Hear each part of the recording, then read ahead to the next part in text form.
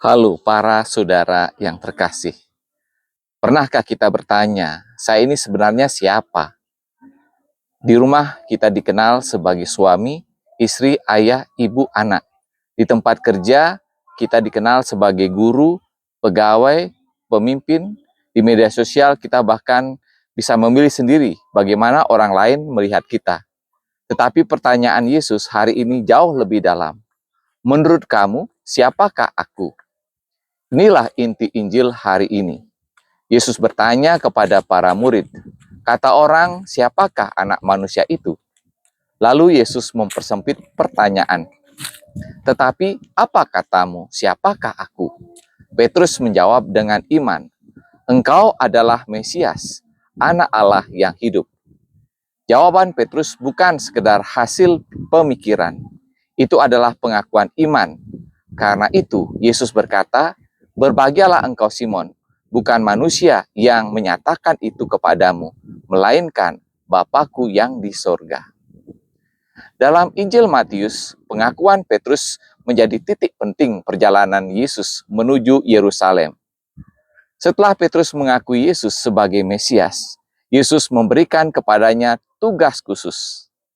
Engkau adalah Petrus, dan di atas batu karang ini, aku akan mendirikan jemaatku.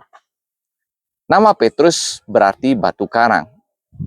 Menariknya, batu karang itu bukan berarti Petrus manusia yang sempurna. Kita tahu beberapa saat kemudian, Petrus bahkan akan salah memahami jalan salib Yesus. Artinya, Tuhan tidak memilih orang yang sempurna untuk menjadi alatnya.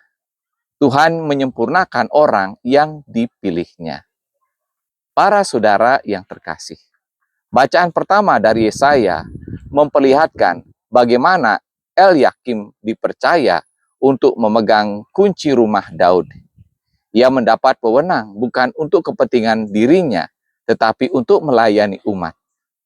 Dan Santo Paulus dalam Roma mengingatkan kita, oh alangkah dalamnya kekayaan, hikmat dan pengetahuan Allah. Jalan Tuhan seringkali melampaui logika kita. Kita mungkin bertanya, mengapa Tuhan memilih dia? Mengapa bukan saya? Tetapi iman mengajarkan Allah mempunyai rencana dan hikmat yang jauh lebih besar daripada perhitungan manusia. Lalu apa artinya bagi kita? Pertama, kita harus mengenal siapa Yesus bagi hidup kita. Bagi sebagian orang, Yesus mungkin hanya tokoh sejarah. Bagi sebagian lain, Yesus hanya tempat meminta pertolongan ketika sedang susah. Tetapi bagi kita, Yesus harus menjadi Tuhan, pusat hidup, dan dasar keputusan kita.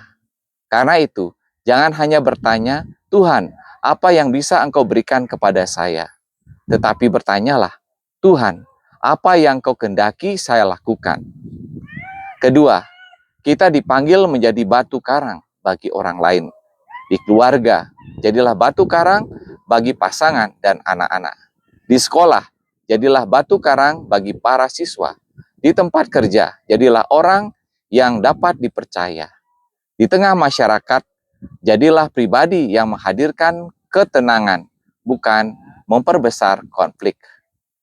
Menjadi batu karang berarti bukan keras kepala, tetapi teguh dalam kasih, jujur dalam perkataan, setia dalam tanggung jawab, dan tetap berdiri ketika keadaan sulit. Ketiga, jangan takut dengan kelemahan kita.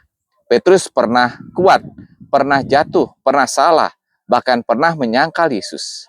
Tetapi Tuhan tetap memakainya. Maka kalau hari ini kita merasa tidak layak, jangan berkata, saya tidak bisa dipakai Tuhan. Bisa jadi justru melalui kelemahan kita, Tuhan sedang menunjukkan bahwa kekuatan pelayanan bukan berasal dari kita, melainkan daripadanya. Para saudara yang terkasih, dunia kita membutuhkan banyak orang yang menjadi batu karang.